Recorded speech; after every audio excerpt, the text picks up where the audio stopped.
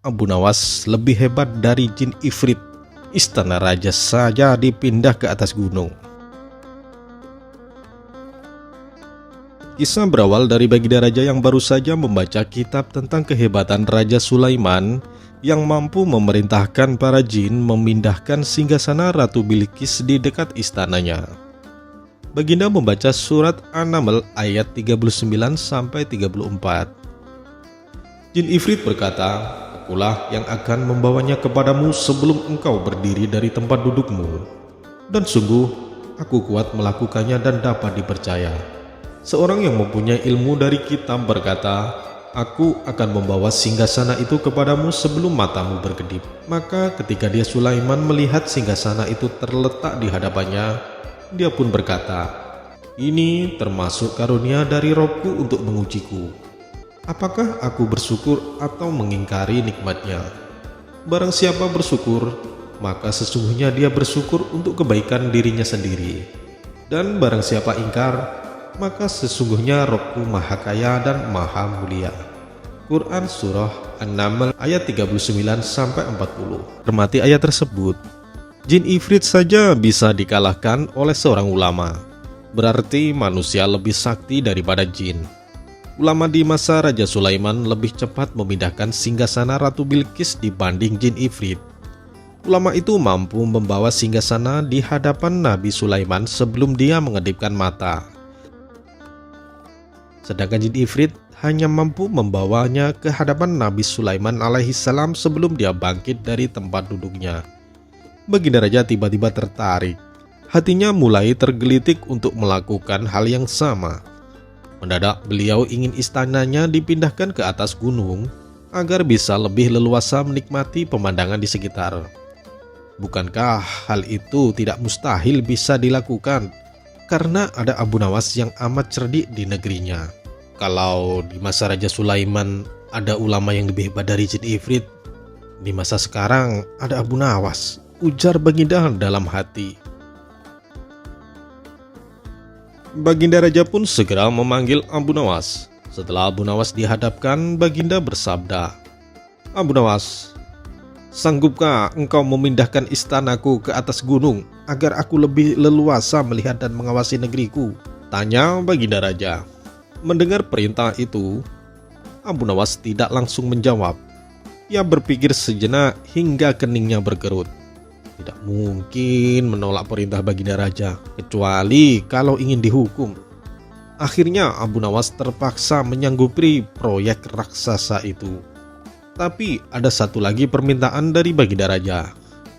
Pekerjaan itu harus selesai dalam waktu 1 bulan.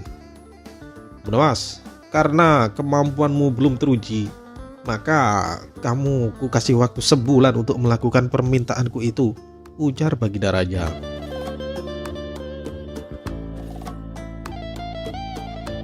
Abu Nawas pulang dengan hati sedih, kesal dan sebagainya. Setiap malam ia hanya memandangi rembulan dan bintang-bintang di langit sembari berpikir. Hari-hari dilewati dengan kegundahan.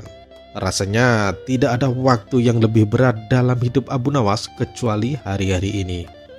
Tetapi pada hari ke-9, Abu Nawas tidak lagi merasa gundah gulana. Keesokan harinya, Abu Nawas menuju istana. Ia menghadap Baginda Raja untuk membahas pemindahan istana. Dengan senang hati, Baginda akan mendengarkan apa yang diinginkan Abu Nawas.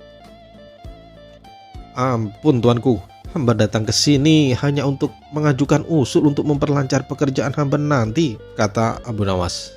"Apa usul itu, Nawas?" tanya Baginda Raja.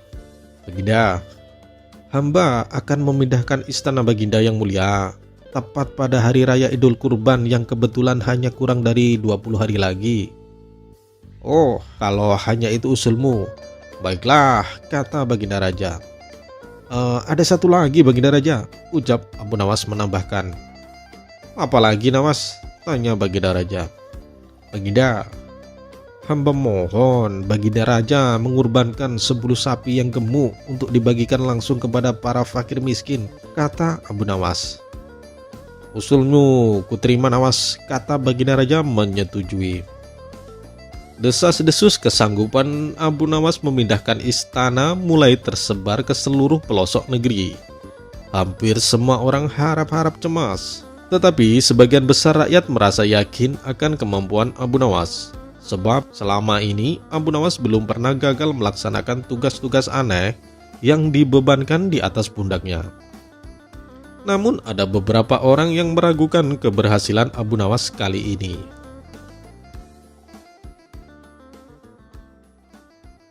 Singkat waktu, saat-saat yang dinantikan telah tiba. Rakyat berbondong-bondong menuju lapangan untuk melakukan sholat Idul Kurban. Seusai sholat, 10 sapi sumbangan Baginda Raja disembelih lalu dimasak kemudian segera dibagikan kepada fakir miskin. Kini, giliran Abu Nawas yang harus melaksanakan tugas berat itu. Abu Nawas berjalan menuju istana diikuti oleh rakyat. Sesampainya di istana, Abu Nawas bertanya kepada Baginda Raja. "Ampun Baginda Raja yang mulia, apakah istana sudah tidak ada lagi orangnya?" tanya Abu Nawas. "Tidak ada," jawab Baginda Raja singkat. Kemudian Abu Nawas berjalan beberapa langkah mendekati istana. Ia berdiri sambil memandangi istana. Abu Nawas berdiri mematung seolah-olah ada yang ditunggu. Benar, Baginda Raja akhirnya tidak sabar. Abu Nawas, mengapa engkau belum mengangkat istanaku?" tanya Baginda Raja. "Baginda, hamba sudah siap sejak tadi," jawab Abu Nawas dengan sungguh-sungguh. "Apa maksudmu engkau sudah siap sejak tadi? Kalau engkau sudah siap, lalu apa yang kau tunggu?" tanya Baginda masih diliputi perasaan heran. "Baginda, hamba menunggu istana Baginda Raja yang mulia diangkat oleh seluruh rakyat yang hadir untuk diletakkan ke atas pundak hamba. Nah, baru setelah itu hamba tentu akan memindahkan istana Baginda Raja yang mulia ke atas gunung sesuai dengan titah paduka." Mendengar jawaban Abu Nawas, Baginda Raja Harun al-Rasyid terpana. Beliau tidak menyangka Abu Nawas masih saja bisa keluar dari tantangan yang sulit. Wallahu a'lam bishawab.